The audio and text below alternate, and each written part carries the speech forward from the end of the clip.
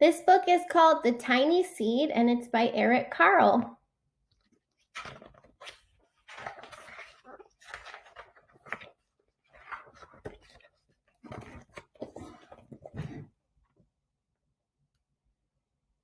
It is autumn. A strong wind is blowing. It blows flower seeds high in the air and carries them far across the land.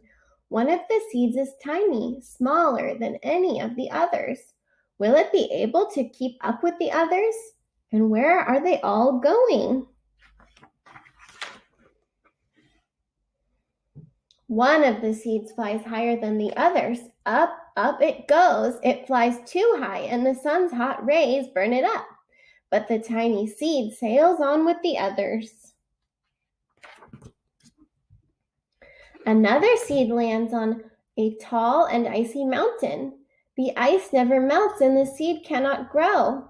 The rest of the seeds fly on, but the tiny seed does not go as fast as the others. Now they fly over the ocean. One seed falls into the water and drowns. The other sails on with the wind, but the tiny seed does not go as high as the others. One seed drifts down onto the desert. It is hot and dry, and the seed cannot grow. Now the tiny seed is flying very low, but the wind pushes it on with the others. Finally, the wind stops, and the seeds fall gently down on the ground. A bird comes by and eats one seed. The tiny seed is not eaten. It is so small that the bird does not see it. Now it is winter. After their long trip, the seeds settle down. They look just as if they are going to sleep in the earth.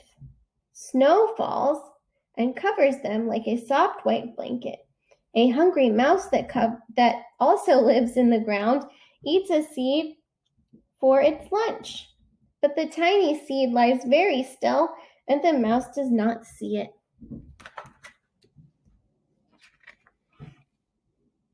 Now it is spring. After a few months, the snow has melted.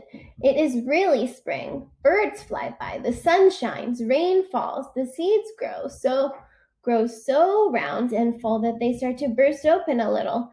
Now they are not seeds anymore. They are plants. First, they send roots down into the earth. Then their little stems and leaves begin to grow up towards the sun and air. There is another plant that grows much faster than the new little plants. It is a big fat weed, and it takes all the sunlight and the rain away from one of the small new plants, and that little plant dies. The tiny seed hasn't begun to grow yet. It will be too late. Hurry! But finally, it too starts to grow into a plant. The warm weather also brings the children out to play. They too have been waiting for the sun in the springtime. One child doesn't see the plant as he runs along and, oh, he breaks one. Now it cannot grow anymore. The tiny plant that grew from the seed is growing fast, but its neighbor grows even faster. Before the tiny plant has 3 leaves, the other plant has 7, and look, a bud, and now even a flower. But what is happening? First there are footsteps, then a shadow looms over them, then a hand reaches down and breaks off the flower. A boy has picked a flower to give to a friend. It is summer. Now the tiny plant from the tiny seed is all alone. It grows on and on. It doesn't stop.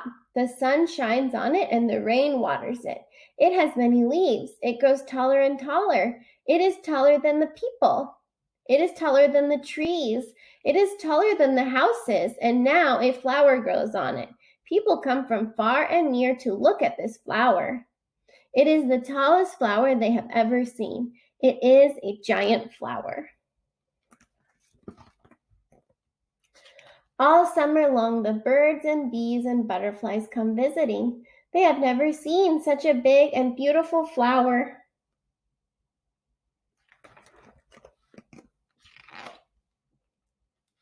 Now it is autumn again.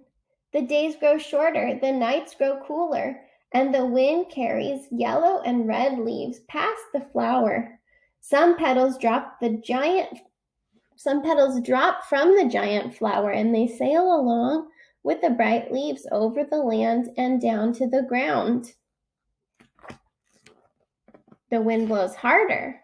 The flower has lost almost all its petals. It sways and bends away from the wind, but the wind grows stronger and shakes the flower. Once more, the wind shakes the flower, and this time the flower's seed pod opens.